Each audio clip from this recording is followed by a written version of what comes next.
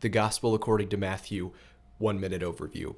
The book of Matthew is the first book in the New Testament, and it's written to a Jewish audience with the message and the theme that Jesus is the Messiah, that this Jesus of Nazareth is the promised saving Messiah that God said through the Old Testament prophets was going to come into the world. And so we see a lot of the prophecies that Jesus fulfilled, ranging from his family line being correct to his virgin birth, all the way up to how his death on the cross played out.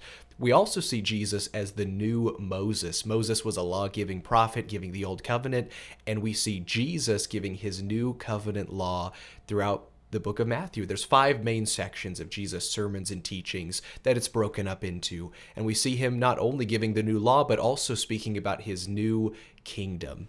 We also see Jesus as the Emmanuel, or the God with us, in chapter 1, reference back to Isaiah chapter 7. And we see this God with us being so merciful to mankind and healing the sick, in making the blind to see, the crippled to walk, and ultimately the dead to be raised, and him showing his ultimate mercy on mankind in his own death on the cross, being a sacrifice for us. And he died and he was buried, and God raised him from the dead, and there were eyewitnesses of this. And we see through the Gospel of Matthew God raising Jesus from the dead, the seal of approval of everything that he taught and that he did. And he tells his followers to go and spread this message to mankind, that people can be saved in Jesus. And so the message of Matthew is that Jesus is the saving Messiah, the Christ from the Old Testament, who gives his new law and brings his new kingdom, and that he is God